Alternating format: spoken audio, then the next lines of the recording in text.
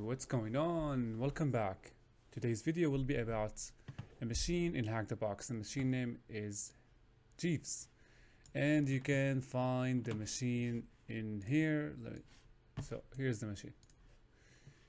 The rank is medium, and it is actually a fun machine. So let's go over the techniques and the concepts before we jump to the practical scenario. The first thing, we scan with Nmap. We found a couple open ports. Mostly we will deal with port 50,000. On this open port, we have a web server running, and once you open the web server, we will need to use directory brute force to find out hidden directories.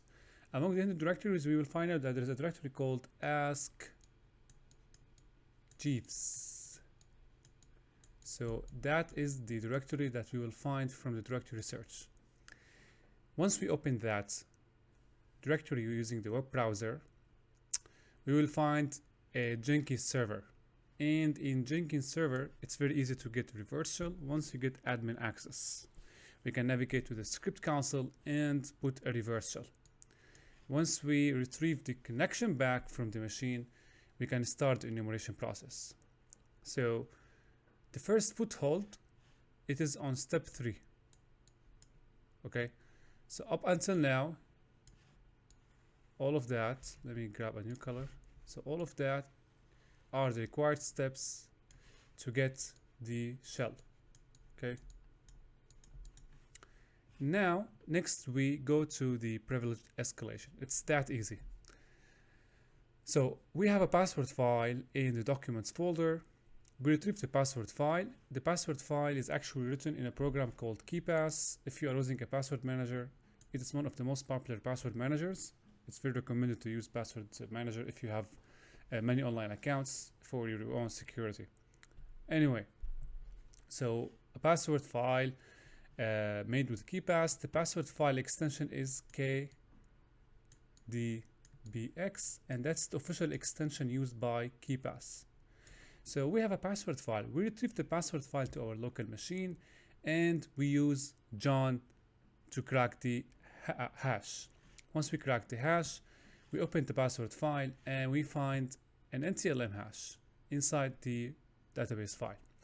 And once we find an NTLM hash, we have a couple methods to crack it. We can crack it, all right, using John, but all the time we always seek to avoid the password crack process, because sometimes it's tedious, it's long, and it takes time, and it's actually time wasting. So if you have another method of using or utilizing the NTLM hash, we prefer to go this way. So the other way is we use the NTLM hash to perform an attack method called pass the hash. So pass the hash is a technique in which you only need the NTLM hash of a workstation and the username that owns this hash in order to elevate the privileges. So you can run the pass the hash from your own attacking machine. So this can be run from attack machine.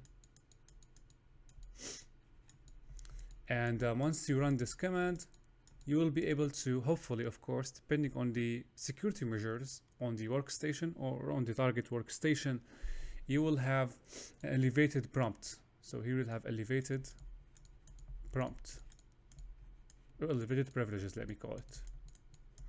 So basically, up until this step, let me call it the 6th step here we perform the privilege escalation. So from here, step 4, and what is happening? Wait. So step 4 until step 6, all of that is privilege escalation. Okay, now lastly, if you want to do some sort of persistence, you will have to add a user in order to use that user to log into the machine whenever you want. Since once you escalate the privileges, if the target workstation, they decided to shut it down or to restart, you will lose your access. That's why it's always recommended in real case scenario, it's not enough to do privilege escalation. You will have to do persistence. So we add a user and we log in with that user using RDB, and that's how we establish persistence. Okay, so enough theory. Let's now jump to the machine and demonstrate that in action. So first thing first, as I demonstrated earlier, we have the nmap scan, we have open port 80, and we have a couple of other open ports. The one that we will work with is the 50,000. So basically, once you open that in the browser, if you open this only in the browser, it's saying 404 not found and powered by Jetty. So basically what you will do, you will run directory search and you will use the medium lowercase word list to find out that there is a directory called Ask Jeeves. Once you open that, you will land in the Jenkins server. There is no authentication required. So basically once you open the Jenkins server, you will see that these features are left unprotected. And as you can see on the very here left right, you will see the login, but you were not required to log in. So this is good. These features are not protected. You can click on manage Jenkins, and then okay, let me just, it's just for demonstration actually. So you click on manage Jenkins and you will see the script console. The script console allows you to execute commands. So once you open the script console, we have here a couple options to try to get reverse shell. The first thing is to use this script. It is Jenkins reverse shell, or to use PowerShell. How do you find this? You can find it here in this repository GitHub. It is actually reverse shell written in Groovy. Alternatively, you can find it in my notes if you have access to the notes from the channel membership. Anyway, let's go back. So let's now open a listener on my machine. 4545. Okay. And now, after you have configured the IP address of our machine and the ports, and of course here we configure the command to execute. Once this is successful, now we click on run and we should retrieve the first foothold. And as you can see, we have the first shell access. So if you try now to type dir, we have a couple files, and actually as you can see, we landed on the Jenkins directory. If you try to cd out of this, you will get access denied. So when you encounter the situation, it's always preferable to see who you are. So you see who you are by typing who am I, and you are this user Kosuke. So we cd to Kosuke, cd c users, and now we are in our directory. So dir, so we have a couple directories. We have desktop, we have documents. Now you have all the time in the world to explore on your own, but as always, we seek to not to waste time and make sure that the experience is enjoyable. So basically we go to documents, dir, and you see we have a password file, the one I talked about at the very first of the video. The file is made with KDBX, and KDBX is the extension used by KeePass software to create a password database in order to store your online accounts.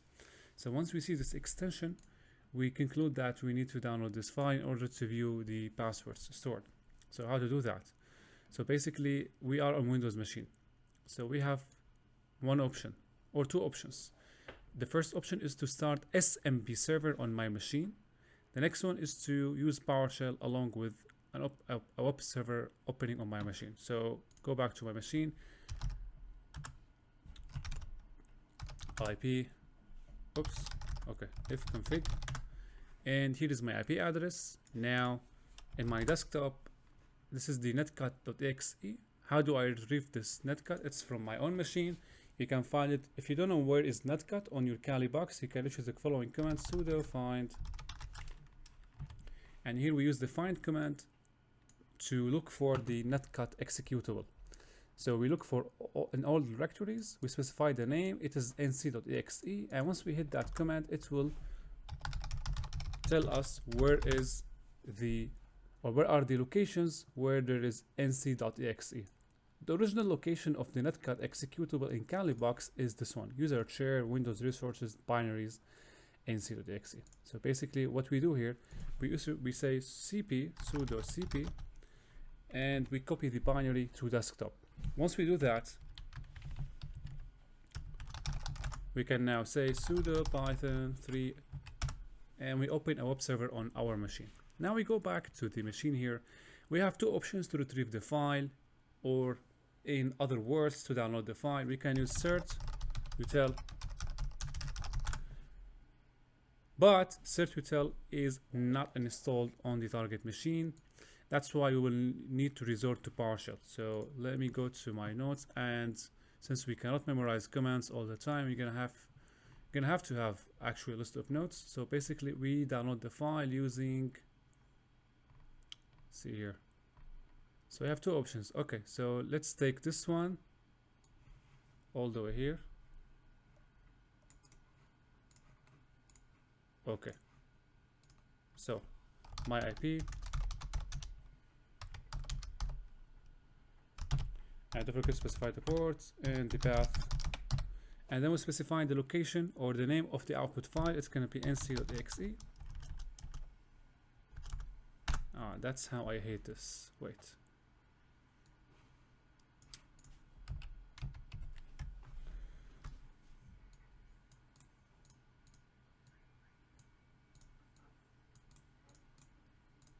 Okay, exe, and we close this. So let's download the file. Okay, take a look at our web server. We see that the file has been actually retrieved, and now we get back to the machine. We issue dir, and we see that we actually have the nc or the netcat executable. What's next? Next is to use netcat to transfer the file. Netcat is not only used to listen for incoming connections, it can also be used for file transfer. So here nc.lvp 4546, and I issue this command to indicate or to say to Kali that I'm listening on 4546, and when I receive an incoming connection, forward the connection to an output. The output comes in the form of a file called CEH. That's how I download the file. Now next, I send the file again with netcat on the machine nc.exe. I specify the IP address of the receiver machine, which is my machine, 4546 support, and I use this arrow to indicate that I am sending a file to the connection, which is ceh.kdbx. Okay, let's see here. Oh, I need to execute this. So let's do that one more time. And I received, as you can see. So Control C, ls, and now I have the ceh.kdbx. So since John the Ripper doesn't have the required feature to directly crack the hash of this database, we need to convert the file into a hash. So we use key pass to John, and then we use this command. This is the input file, which is the database file, and ceh hash, this is the output file, which contains the hash itself. So once we issue that, we will have the file that contains the hash. Let's take a look at the file.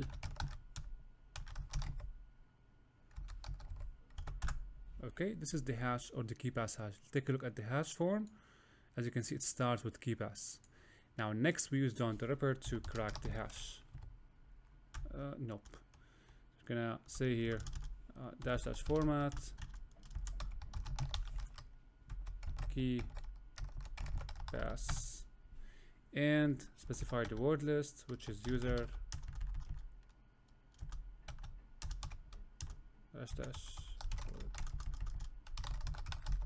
user share word lists q. And lastly, we specify the file that contains the hash.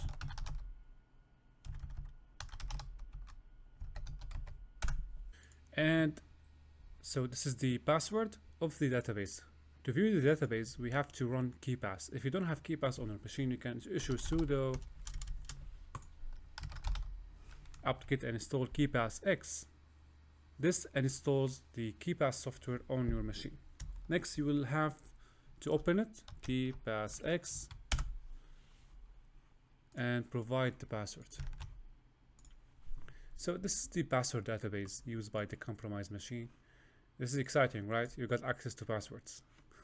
So now we have couple passwords or couple entries.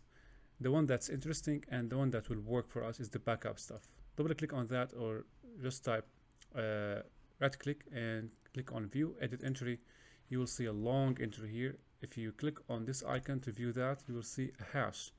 Now this is actually more close to NTLM hash. So copy that using copy password, and then we are ready to perform pass the hash. So we go to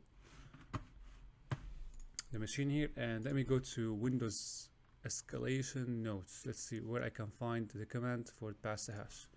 Search for pass.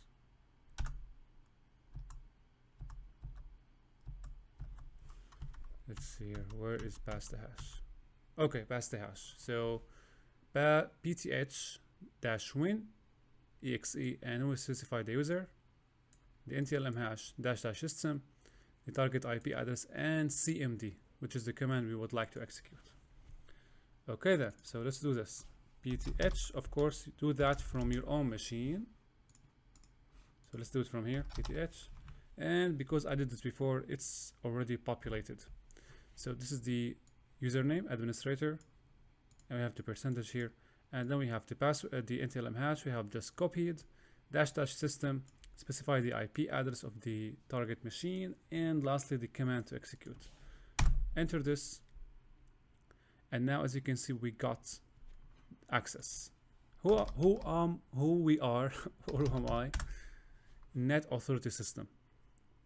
So now we have got the first foothold and we escalate the privileges. So as far as pen testing is concerned, this is done, but we need to maintain access, and here it comes the importance of persistence. So basically, and you see here, I cannot just type, if I type backspace, it doesn't work. So what I have to do here, I need to retrieve the flag first. So we go to cdc users administrator desktop dir type hm.text. So what do we have here? It's saying the flag is elsewhere. So this is fine. It means that the flag is actually either hidden in another place or it's hidden inside alternate data streams. So before doing anything else, guys, on the machine, we know that the shell here is unstable, and for the sake of persistence, we're gonna need to open a new account on the machine and then log into the machine. So how to do this? Let's add a user, net. As you can see, I cannot just type backspace, net user, and then say add my username and then a password. Okay, now I have added a username. Next, I need to add my username to the administrators group. So net local group administrators, and I specify the username, which is about to be added, my username /add. Okay, now lastly, before just jumping to my machine and trying to use RDB to log in, I will have to allow RDB on the machine. That's why I'm gonna need to manipulate with the registry, and of course we're gonna need to open the port on the firewall. So let's see how I can use this on the registry. Let me search for RDB in this. Enabling RDB to log in. This technique is useful when you add the user. Okay, that's perfect. So this is what we need. This will add a registry key on the compromised machine to enable RDB login. So paste, and the operation completed successfully. Next, we will have to add a firewall rule to allow the connection. So as you can see, we can use these commands to allow the connection on the firewall. Next one.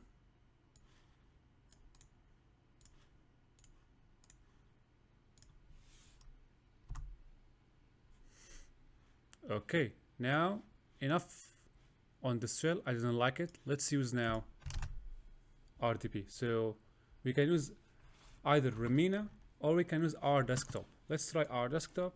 Sudo our desktop, specify the name, the IP of the target machine, 10.10.10.63.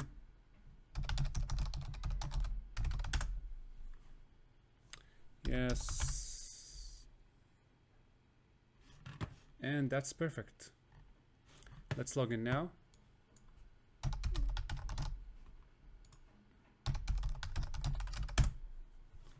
And now we are, let's see, I'm not gonna say logged in, let's wait.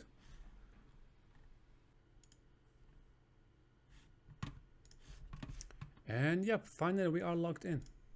Click on no. Let's now go retrieve the flag. So this PC, go to users, administrator. It should allow us to access since we are in the administrators group. Yes, desktop. And this is the file that was saying flag is elsewhere. Let's now use PowerShell to retrieve the alternate data stream as an attempt.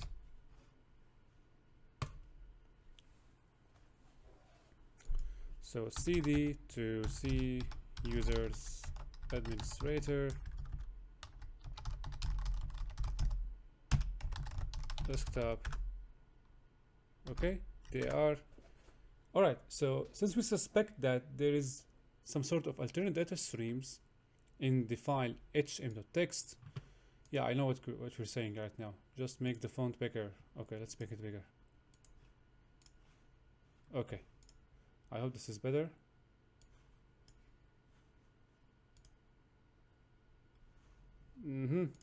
Okay, so let's see what are the alternate data streams that might be hidden in this file. First, let's retrieve the streams using the get item command or get item cmdlet.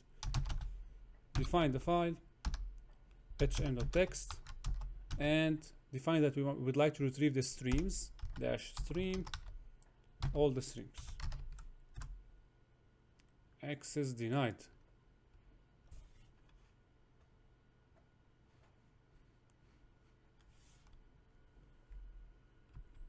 Let's review the command one more time.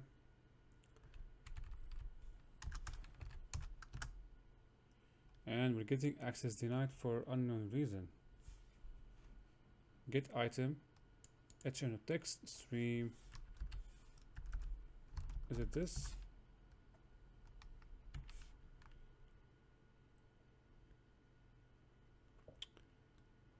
All right. So I think we're gonna use now the command prompt to retrieve the streams. In PowerShell, it seems that it's not gonna work. So, all right. So let's now use cmd.exe, retrieve the command prompt.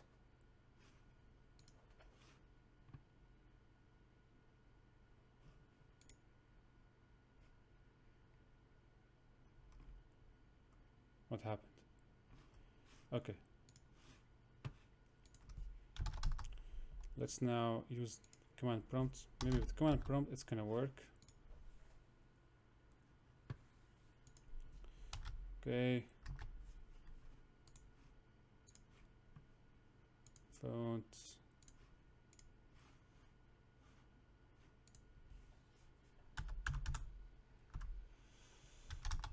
So cd c users administrator desktop. Okay, now let's retrieve the alternate data streams using dir/r. Let's see. So hm.txt And there seems to be no alternative data streams here. Okay.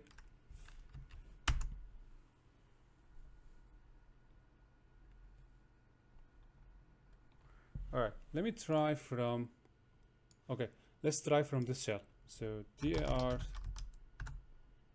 Now as you can see, we have a hidden stream called root.txt. Now we can view this with the command more hm specify the file that is using hidden AIDS, and then name the file or the hidden file. So it is root.txt. And when you do that, you will have the flag. That's not the issue here. The issue is it didn't work here. That's very weird. Anyway, now you have achieved the persistence on the machine. You can log in whenever you want with the username that you have just created. That was for today. I hope you liked that. And definitely you will see me in the next video.